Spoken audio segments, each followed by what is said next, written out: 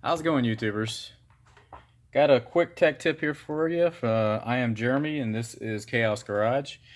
But hopefully, this is helpful for some of you guys that are newbies at this stuff. So, how to change your blade out on? Okay, so how to change your blade out on your bimetal chop saw?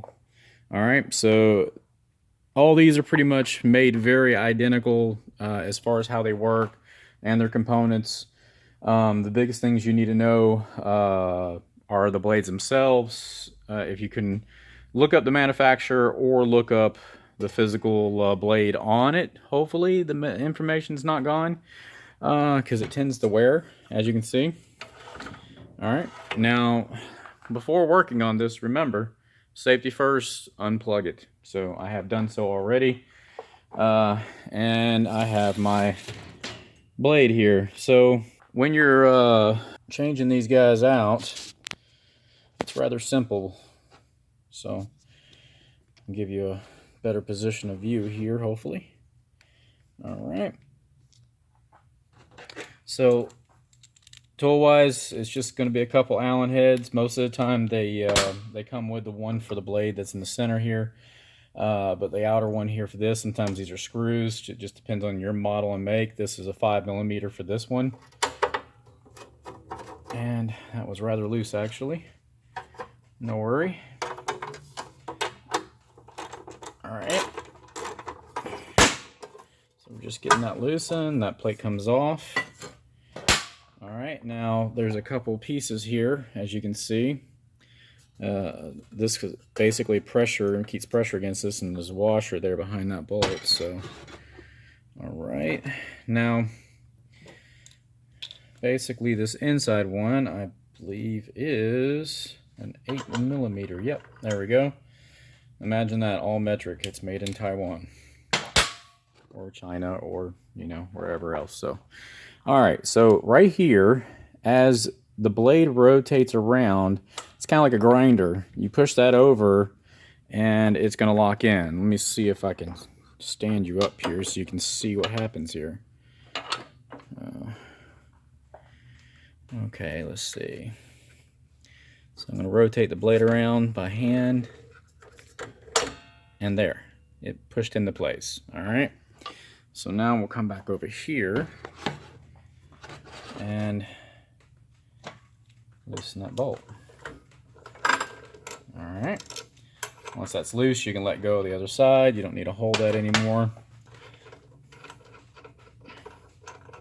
I'm going to pull this bolt all the way out. So there's a, as you see, it's got a recess there. It's basically just to add more pressure. All right. And then you got this one. So you'll rotate this up and out of your way, kind of hold the blade.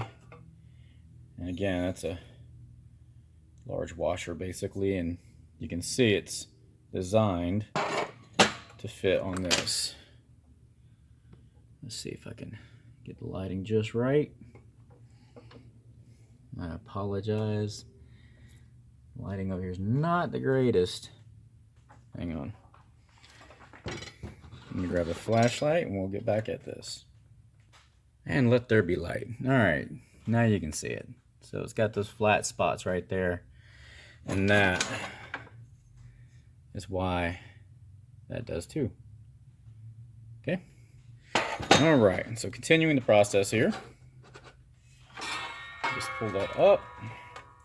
And then you can slide that blade over and pull it out. Now there is another one on the inside, so make sure that just stays in there.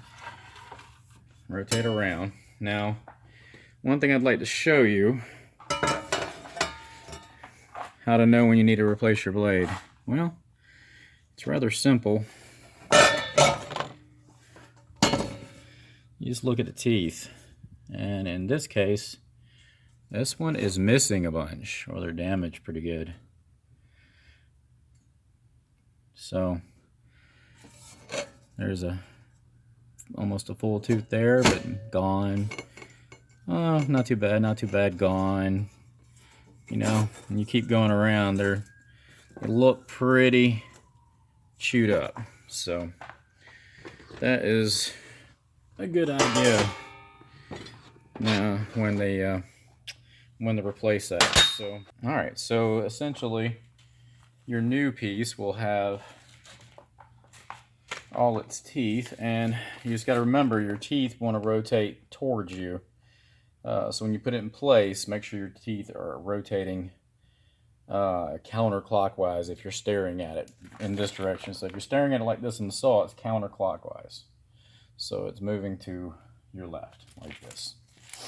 But all right, let me get this break-in proof container here open, and we'll be right back.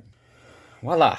All right, I just saved myself the embarrassing part of the video of me opening this with scissors that aren't sharp. Okay, so the blade, make sure it does say for metal. You do not want a concrete or elsewise, okay? They do make other types of blades. These guys have a speed rating too, so you cannot, I think some of them are rated higher than others, as in chop saws. Like you can't put one of these guys on a normal wood chop saw. They work at, I believe it's like 3,800 RPMs or maybe even higher, where these are only in bimetal.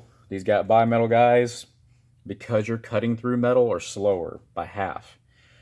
This is an 1,800 RPMs, and then this is also rated 1,800 RPMs. So they do have different teeth. That's going to be basically your chop.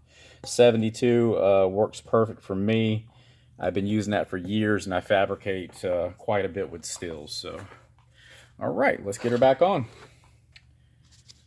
Rambling time is over. So we're just doing everything in reverse. And again, I have my teeth rotating this way, so you see the facing. All right.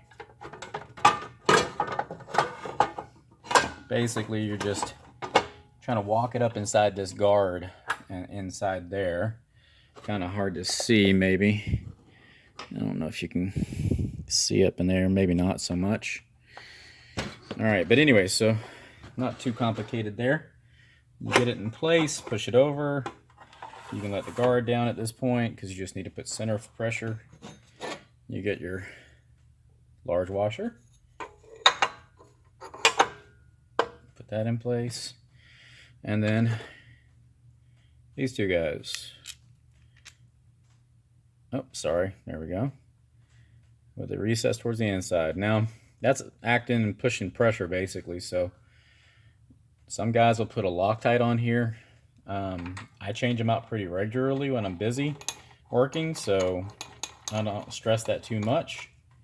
All right, so I got it hand tight. I'm getting my hand on the other side, and I'm going to push that lock in, so that way we can get this thing going. So now I got that lock in.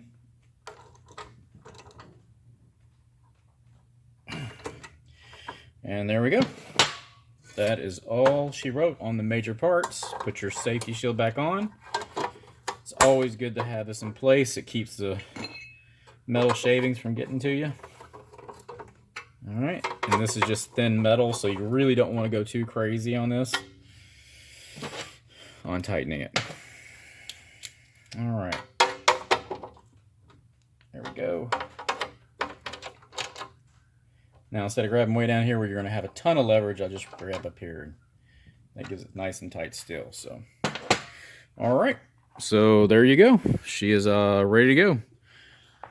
At that point, just plug her back in and you're ready to rock and roll. So, hope that was helpful to you, and hopefully your cutter is about the same as mine. So, happy fabricating, and I appreciate you watching the video. Have a nice day.